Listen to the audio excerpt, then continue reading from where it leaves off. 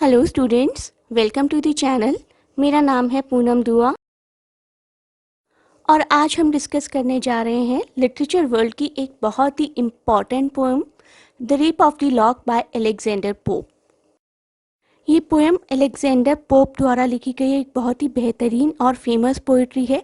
Alexander Pope जिनको एक बहुत ही अच्छे सटायरिस्ट के रूप में जाना जाता है। So this poetry was first published anonymously in Lintot's Miscellaneous Poems and Translations in May 1712 and in 2 cantos only. शुरुआत में इस पोइट्री में 2 ही कैंटोज थे। Cantos basically one of the sections into which certain long poems are divided। तो कुछ बड़ी बड़ी पोएट्रीज़ को कुछ छोटे छोटे सेक्शंस में डिवाइड कर दिया जाता है, उन सेक्शंस को कैंटोज बोला जाता है। तो 1712 में जब ये पोइट्री पब्लिश हुई थी तो इसमें सिर्फ 2 कैंटोज थे और 334 लाइंस थी। बाद में इसका एक रिवाइज्ड एडिशन भी आया, written by Mister Pope only, and it followed in March 1714, जिसमें कि 5 कैंटोज थे और इस बार 794 लाइंस थी। तो इस पोइट्री को हम हीरोइक कपलेट की फॉर्म में भी जानते हैं। हीरोइक कपलेट के बारे में मैं आपको नियर फ्यूचर में एक और वीडियो के थ्रू बताऊंगी। अभी डिस्कस करते हैं इस पोइट्री को, इसके टाइटल को, the rape of the lock. Nowadays, the rape word usually describes a horrific situation, a horrible situation, specifically for girls. और एक ऐसी situation जिस पर हंसना मुश्किल नहीं, impossible है. It is forbidden actually. But back in 1712, 1714, when it was published, the rape of the lock, by the name rape of the lock, the term rape had a broader definition. Actually definition वो आज भी है, लेकिन आजकल हमने उस definition को बहुत नैरो कर दिए। तो rape का मतलब पहले के ज़माने में हुआ करता था to snatch something forcefully.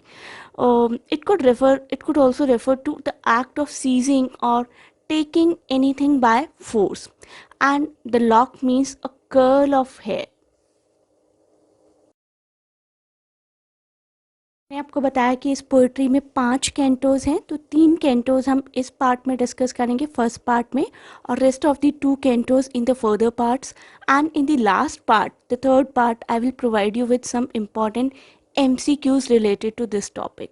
सो वापस आ जाते हैं अपनी इस पोइट्री पर। This was actually based upon a real incident. The poem satirises a small incident by comparing it to the epic world of gods. तो एपिक्स का मजाक उड़ाया गया है और हाई क्लास सोसाइटी का मजाक उड़ाया गया है। It was actually based on an actual event recounted to the poet by Pope's friend John Caryll. The poem is a mock epic that satirizes the upper class in London at that particular time, and the story focuses on the central character जिसका नाम है Belinda. Belinda is a girl whose lock of hair is cut off at a social gathering. उसी का lock काटा जाता है, उसी lock के ऊपर बेस्ड है ये पोइट्री, उसी लॉक के ऊपर पोइट्री का टाइटल है।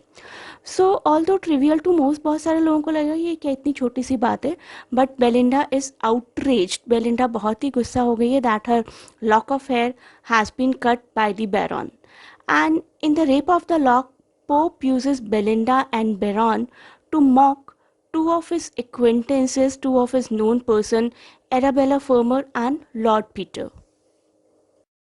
अब जानते हैं स्टोरी के पीछे की स्टोरी। पोप ने पोइट्री लिखी थी अपने फ्रेंड जॉन कैरल के रिस्पॉन्स में। जॉन कैरल ने एक इंसिडेंट बताया था कि Lord Petre, one of his friend, had cut off a lock of Arabella Fermor's hair, and ever since the incident the families had been feuding, families had been the enemies of each other. एक तरीके की खानदानी दुश्मनी पैदा हो गई है ऐसी 2 फैमिलीज़ के बीच में, जो कि कभी बहुत अच्छी दोस्त हुआ करती थी। तो the rape of the lock had been based on this particular incident only. अगर अलेक्जेंडर पोप के एग्जैक्ट वर्ड्स को ही देखें तो he said, a common acquaintance and wellwisher to both desired me to write a poem to make a jest of it and laugh them together again. It was with this view that I wrote The Rape of the Lock. इस poetry को बहुत seriously ना लेकर, बहुत deep themes ना निकाल कर इसको एक लाइटर मोड पर ही एनालाइज किया जाए, सटारिकल मोड पर ही, तो अच्छा रहेगा.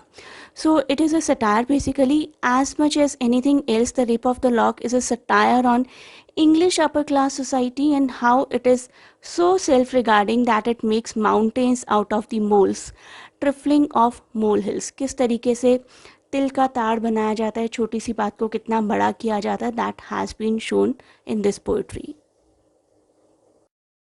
कैंटो वन की शुरुआत होती है. कैंटो वन में ही हम बेलिंडा से मिलते हैं. Belinda the central character, the poems beautiful rich young society heroine. She is at present cuddled up with her dog. अपने डॉग को कडल करके सोई हुई है. डॉग का नाम है शॉक. तो एक सिल्फ, एक स्पिरिट जिसको कि बेलिंडा को वॉर्न करने के लिए, बेलिंडा की देखभाल करने के लिए, बेलिंडा को खतरों से बचाने के लिए ही रखा गया. बेलिंडा को वॉर्न करते हैं, जिनका नाम एरियल है, बेलिंडा को वॉर्न करते हैं कि an offence will be committed against her. उसके अगेंस्ट, बेलिंडा के अगेंस्ट आज कुछ गलत होने वाला है. But he does not include deep information where, when, how.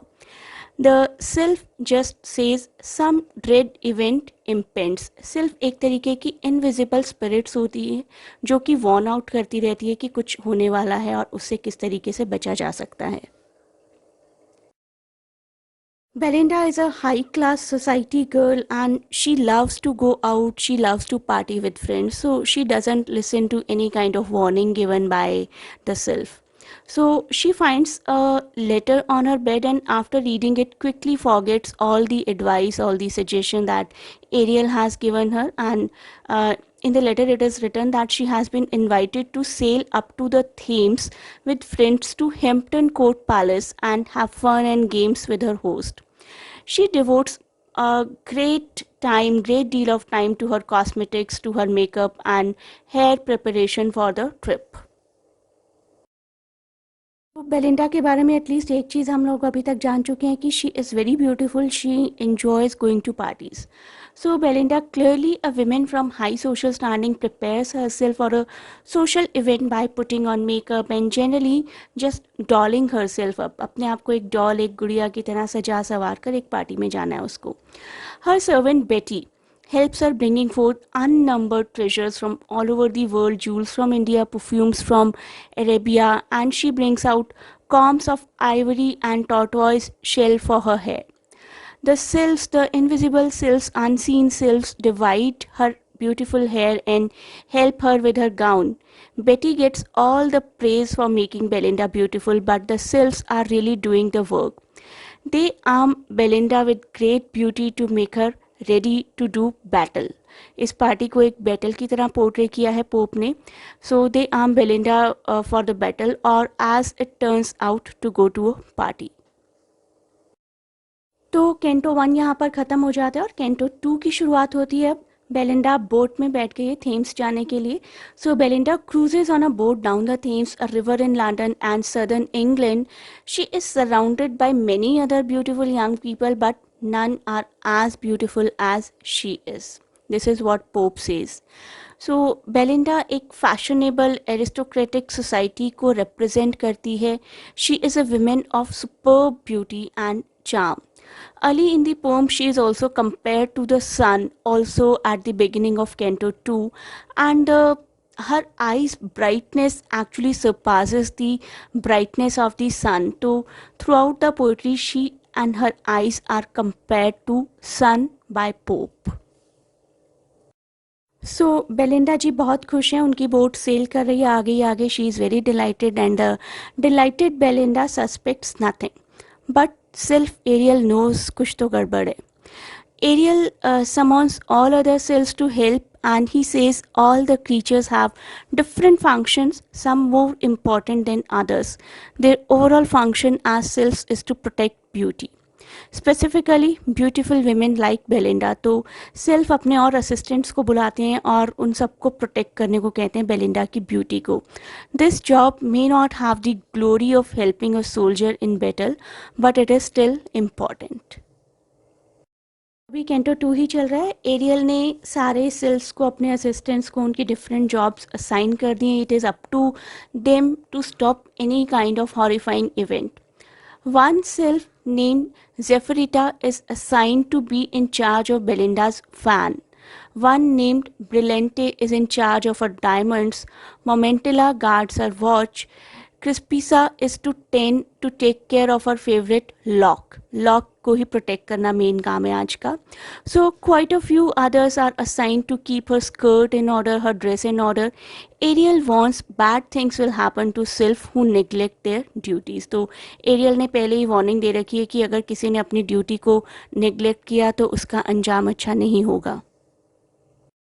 तो कैंटो 3 की तरफ आगे बढ़ते हैं. कैंटो 3 चल रहा है और boat finally reaches the shore Hampton Court. Belinda plays a card game over there. Card game खेली जाती थी उस सेंचुरी में, 16-17 सेंचुरी में बहुत फेमस थी कार्ड गेम जिसका नाम था ombre.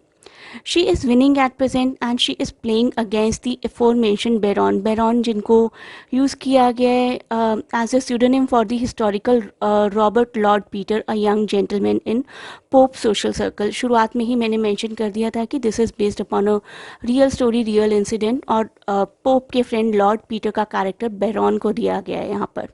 So she plays against Lord Baron and she is enjoying a good luck at present. Maybe Ariel के जितने भी सिल्फ हैं बहुत ही अच्छे से वॉच कर रहे हैं. पोप ने इस पूरे सीन को, पूरे कैंटो को ऐसे दिखाया है जैसे कि कार्ड गेम ना होकर कोई बैटल सीन चल रहा हो, बहुत बड़ी वॉर चल रही हो. The whole section, the whole scene reads like a battle scene in an epic poem, much like Homer's portrayal of the Trojan War fought in 12th or 13th century BC in the Iliad. Belinda is winning the battle at present. Suddenly, fate favor करता है Baron को and he makes one solid move, then another, and finally, with his arts, he wins the queen. Belinda is shocked. However, she also has a good card and she takes out a king and exacts her revenge. तो एक battle तो हो गई है इस group की, card game हो गया है. अभी बैटल के बाद और भी बहुत बड़े बड़े काम करने हैं इस एरिस्टोक्रेटिक ग्रुप को. So the group sets about drinking coffee. The Baron is energized by the caffeine and he starts getting excited again about the idea of stealing Belinda's hair.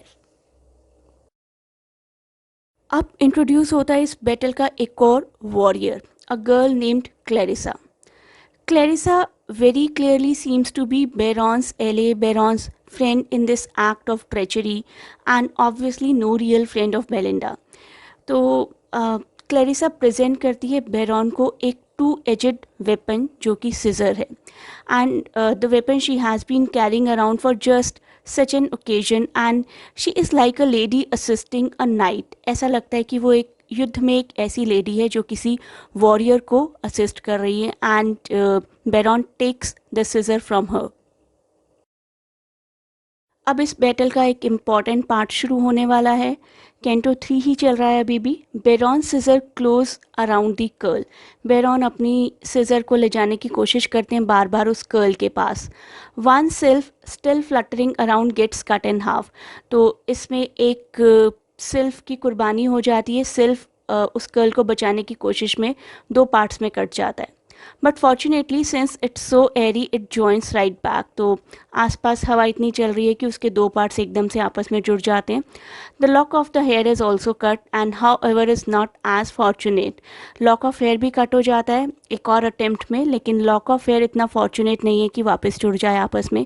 It is severed from her head forever and Belinda screams a terrible scream. बहुत बड़ी बात हो गई. Worse than if her husband or even her lapdog Shock had died. तो इतनी बड़ी बात हो गई, इतना चिल्ला रही है वो, इतना चीख रही है, इतना नॉइस क्रिएट कर रही है जैसा कि शायद उसके हस्बैंड की या उसके लैपडॉग की भी डेथ हो जाती तो नहीं करती. तो शायद उससे भी बहुत बड़ी कोई ट्रेजेडी हुई है. So the narrator assures the reader and Belinda perhaps it was pointless even to defend herself against the scissors. The scissors were after all made of steel. तो ये था कैंटो 3. आप कैंटो 4 और 5 देखने के लिए प्लीज़ यहाँ पर दिए गए लिंक पर क्लिक करिए.